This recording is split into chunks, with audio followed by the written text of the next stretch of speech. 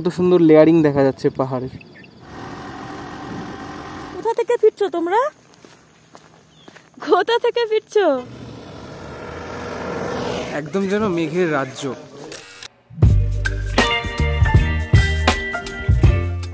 শুরু হচ্ছে আজকে আমাদের তৃতীয় দিনের যাত্রা।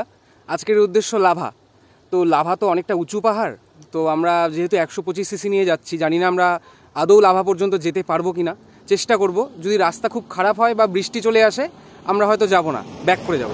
এখন আমরা আছি গুরজাংজোড়ার চা বাগানে। দেখো পিছন দিকের ভিউটা, জানি না কতটা দেখতে পাচ্ছ, কিন্তু খুব সুন্দর ঢেউ খেলানো চা বাগান। এখন বেরিয়ে পড়ছি, এরপরে ব্রেকফাস্ট করব, সামনে গিয়ে আবার দেখা হচ্ছে। সকাল সকাল হোটেল থেকে বেরিয়ে গুরজাংজোড়ার এই চা বাগানের রাস্তাটা আমাদের সবচেয়ে বেস্ট বলেই মনে হলো। তবে লাভা যাওয়ার জন্য কিন্তু অনেকগুলো পথ রয়েছে। যারা শিলিগুড়ি থেকে আসবে তারা ডামডিন থেকে হাতের বাঁ দিকে ঢুকলেই পেয়ে যাবে লাভা যাওয়ার মেন রাস্তা। গুরজাংজোড়া চা বাগান পার করার পর আসে মিনগেলাস টি এস্টেট, এটাও কিন্তু বেশ প্রসিদ্ধ। মিনগেলাস মোড় থেকে আমরা ডান দিকে ঘুরলাম। এই পথ দিয়ে চলতে থাকলে কিছু দূর পরেই পাবো আমরা গরুবাথান ফরেস্ট। মালবাজার এবং তার পার্শ্ববর্তী এলাকায় যেই চা বাগানগুলো রয়েছে তাদের মধ্যে বেশিরভাগগুলো চালু হয় লেট 80s-এ। আর চা বাগানগুলোকে কেন্দ্র করে গড়ে ওঠে হসপিটাল, স্কুল, ডেইলি মার্কেট, আরও অনেক কিছু। প্রত্যেকটা চা বাগানই যেন নিজেই এক একটা বড় শহর। সকাল সকাল বেরিয়ে হালকা ঠান্ডা ওয়েদারে যেতে খুব একটা খারাপ লাগছিল না। গল্প করতে করতে দুজনে পৌঁছে গেলাম গরুবাথান। আমরা গরুবাথান ফরেস্টের একদম মাঝখানে দাঁড়িয়ে আছি। এটা হলো রোডের কন্ডিশন খুব একটা ভালো না। আর এই যে গাছগুলো দেখতে পাচ্ছ এগুলো কিন্তু বিশাল উঁচু, অনেক উঁচু, অনেকটা। সামনাসামনি দেখলে বোঝা যাচ্ছে এগুলো প্রায় 5 তলা 6 তলা গার্ডেনের মতন উঁচু গাছগুলো। এটাই হলো গরুবাথান ফরেস্ট। আমরা এই সামনের রাস্তা দিয়ে এগিয়ে যাব গরুবাথানের দিকে। একটা বিষয় বলে রাখা ভালো, লাভা ট্রিপের এই ভিডিওটি আমাদের ডুয়ার্স ভ্রমণের তৃতীয় পর্ব। এর আগে 2 পর্বে আমরা যথাক্রমে গাজলডোবা ও ঝালংবিন্দু নিয়ে 2টো ডেডিকেটেড ভিডিও বানিয়েছি। তোমরা কিন্তু অবশ্যই সেটা দেখে আসবে। যেহেতু সকালে আমরা ব্রেকফাস্ট করে বেরোইনি, তাই আমাদের মনে হলো এবার কোথাও একটা দাঁড়িয়ে ব্রেকফাস্ট করে নেওয়া যাক। গরুবাথানে আমরা কিছু খাবার খেয়ে নেব। এখানে আমরা অর্ডার করেছি ফ্রাই মোমো, আর তার সঙ্গে হলো থুপ্পা। এই দুটো খেয়ে আমরা বেরিয়ে পড়বো লাভার উদ্দেশ্যে। যেতে কমপক্ষে 2 ঘন্টা মতন সময় লাগবে। রাস্তায় আরও কিছু ভিউ পেলে তোমাদের দেখাচ্ছি। এই জার্নির মূল রোমাঞ্চ শুরু হয় গরুবাথান পার করার পর। ঘন পাহাড়ি জঙ্গল, চাপচাপ মেঘ, আর পাশ দিয়ে বয়ে চলা চেল নদীর শব্দ, সবটা মিলিয়ে যেন এক রোমাঞ্চকর সফর। কিছুটা পথ পেরোতেই আমার মনে পড়লো পাপড়খেতির কথা। ছোট্ট একটা গ্রাম এই পাপড়খেতি। অনায়াসেই বেশ কয়েক ঘন্টা পাহাড়ের কোলে বসিয়ে দিব্যি সময় কাটানো যায় এই গ্রামে।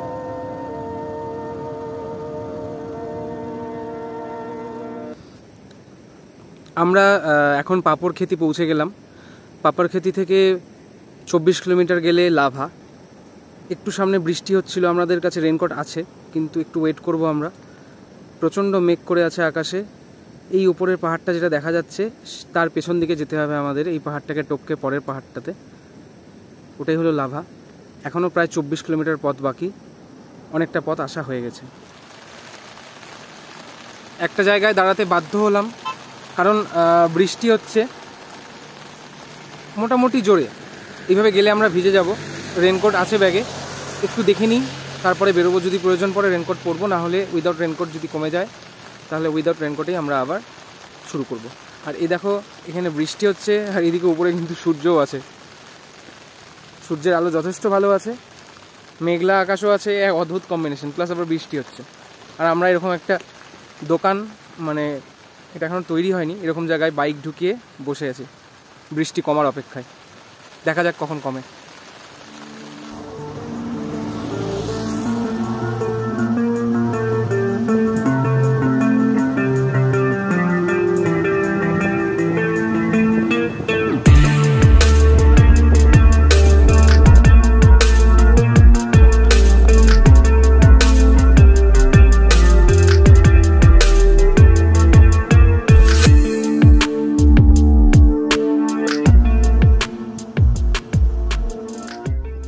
বৃষ্টির জন্য প্রায় 20-25 মিনিট সময় আমাদের নষ্ট হয়েছে। সে কারণে খুব একটা রাস্তায় আর দাঁড়ানো হয়নি। আর এতক্ষণে বাইক নিয়ে চিন্তাটাও আমাদের মাথা থেকে উঠে গেছে, কারণ দেখলাম 125 নিয়ে বেশ সুন্দরভাবেই আমরা দুজনে চলেছি উঁচু পাহাড়ে। সৌমিককে স্পেশালি থ্যাঙ্কস, সৌমিক সেনগুপ্ত। ওর বাইক নিয়ে কিন্তু আমরা গত 2-3 দিন ধরে ট্রিপ করে চলেছি। এই ভিডিওটা দেখলে তোমরা অনুমান করতে পারবে আমরা ঠিক কতটা উপরে চলে এসেছি। লাভা আর কিছুক্ষণের মধ্যেই। যারা লাভা ঘুরতে আসবে তারা সঙ্গে কিন্তু অবশ্যই রেইনকোট ক্যারি করবে, না হলে পুরো জার্নিটা একদম মাটি হয়ে যাবে। অগত্যা রেইনকোট পরে নিতে হলো। ভীষণই ফানি লাগছে আমাকে দেখতে, মাথার দিকটা কেমন একটা টোপরের মতো হয়ে আছে। হোয়াইট কালারের রেইনকোট একদিনেই শেষ। যাই হোক, ভাল্লুকের মতো লাগছে সাদা। সৈকতের দিকে রেইনকোট পড়ছে। কিরে,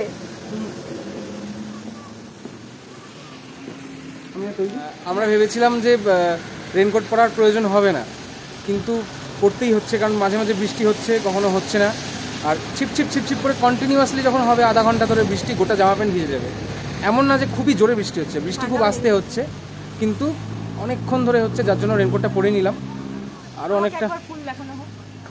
কি ফুল দেখাবো? আমাকে ভালো করে এই তো নার্সের কোভিডের ইয়েগুলো, এটা অ্যাপ্রনগুলো কোভিডের। চলো। এতক্ষণ আমাদের পাহাড়গুলো দেখতে গেলে ওপর দিকে তাকিয়ে দেখতে হচ্ছিল, কিন্তু আমরা অনেকটা উপরে উঠে যাওয়ায় পাহাড়গুলো আমাদের প্রায় সমানে বলতে গেলে অনেক নিচে। আর দূরে দেখো কত সুন্দর লেয়ারিং দেখা যাচ্ছে পাহাড়ের, খুবই সুন্দর ক্লিয়ার ভিউ একদম। আমরা লাভার খুব কাছাকাছি চলে এসেছি, আর বড়জোর 6-7 কিলোমিটার রয়েছে। এটা হচ্ছে লাভার সেই বিখ্যাত পাইন ফরেস্ট। কতটা ক্যামেরা নিতে পারছে, তবে আমরা ওখানেই যাচ্ছি, গিয়ে তো সবটা তোমাদের দেখাবই। এই হলো সেই পাইন ফরেস্ট যেগুলো দেখলে মনে হয় লাভা খুব কাছে। যাওয়ার সময় দেখলাম অনেকেই এই পাইন ফরেস্টে দাঁড়িয়ে ছবি তুলছে। তোমরাও যদি চাও কিছুটা সময় এখানে কাটাতেই পারো, নিশ্চয়ই খুব ভালো লাগবে। শান্ত স্থির একটা প্রাকৃতিক পরিবেশ, আশেপাশে দূরে থেকে ভেসে আসা পাখির আওয়াজ আর ঝর্ণার জল, অসম্ভব সুন্দর।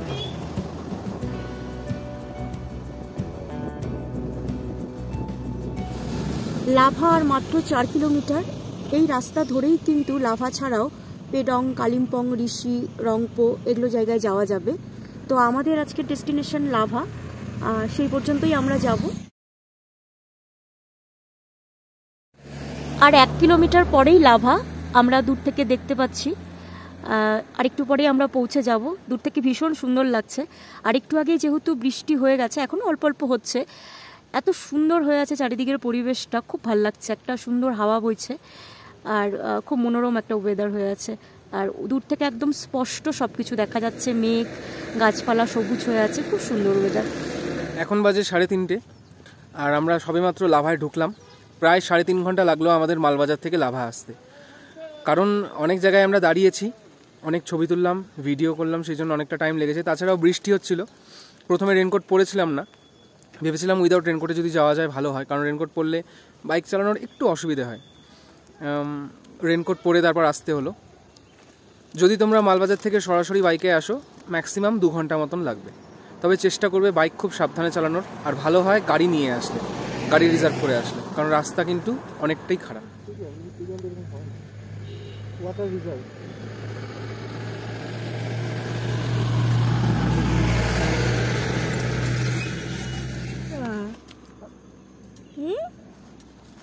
ভিজে গেছে তো।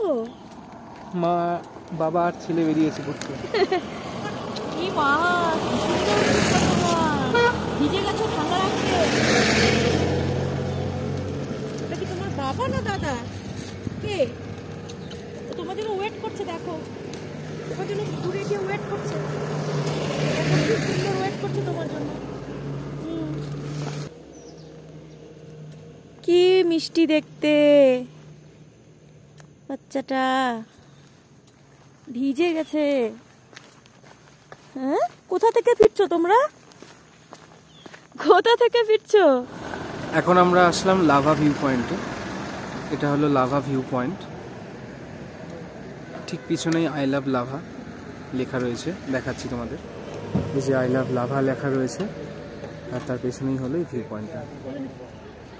খুবই সুন্দর। লাভা ভিউ পয়েন্ট দেখে আমরা আসলাম, এখন খেতে হবে, খিদে পেয়েছে। তো রাস্তার ধারেই একটা হোটেল দেখলাম, হোটেল তারামা। তো আমরা এখানেই আপাতত দুপুরের খাবারটা খেয়ে নেব, গিয়ে দেখি ভেতরটা কেমন।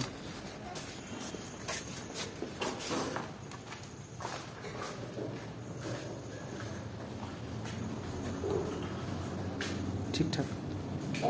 আমরা লাঞ্চ অর্ডার করলাম।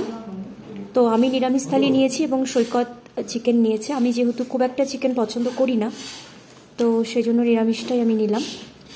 তো খাওয়া দাওয়াটা করে নিই, তারপর আমাদের আবার মালবাজার ফিরতে হবে, তাই খুব একটা দেরি করবো না। এখানে লাভাতে একটা মনেস্ট্রি রয়েছে, সেটা আমরা আবার ভিজিট করতে আসলাম। দেখা যাক ভেতরে গিয়ে কেমন কি আছে। ভেতরে ঢুকে আমরা আস্তে আস্তে এগিয়ে যাচ্ছি মনেস্ট্রির ভেতরে। পেছনের ভিউটাও কিন্তু খুব সুন্দর। মনেস্ট্রি থেকে দেখো পাহাড়গুলোর গায়ে চাপ চাপ মেঘ জমে আছে, খুবই সুন্দর ভেতরের ভিউটা। লাভার এই মনেস্ট্রি আমাদের কাছে এক উপরি পাওনা। মেঘগুলো যেন আমাদের শরীরকে স্পর্শ করে যাচ্ছে। এত কাছ থেকে মেঘ, মানে মেঘেদের রাজ্যে মনে হচ্ছে চলে এসেছি। এত ভালো লাগছে, ঠান্ডা লাগছে খুবই, কিন্তু এত সুন্দর, মানে মেঘগুলোকে যেন ছুঁতে পারবো, মনে হচ্ছে ধোঁয়া বেরোচ্ছে, অথচ মেঘ মানে এত সুন্দর, মানে স্বর্গের মতো লাগছে। যে আমার মনে হয় না স্বর্গ এর চেয়েও বেশি সুন্দর, খুবই ভালো লাগছে। একদম যেন মেঘের রাজ্য, গোটা এরিয়াটা মেঘে ঢাকা, সামনে দিয়ে মেঘ বয়ে যাচ্ছে, অপূর্ব দৃশ্য। লাভাতে আসলে এই মনেস্ট্রি ভেতরে কিন্তু আসতেই হবে, অপূর্ব। আর এই সেই মনেস্ট্রি।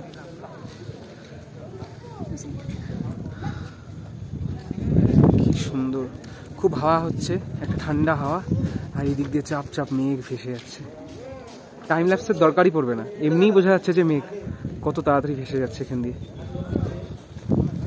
আর একটু সামনে থেকে দেখাই।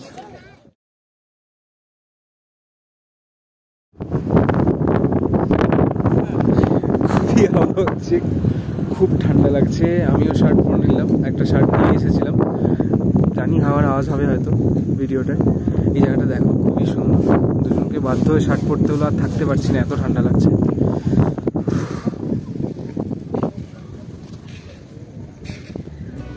সিঁড়ি দিয়ে উপরে উঠে আমরা গুম্ফার ভেতরে প্রবেশ করলাম। ভেতরে ছিল গৌতম বুদ্ধের ধ্যানমগ্ন একটি মূর্তি।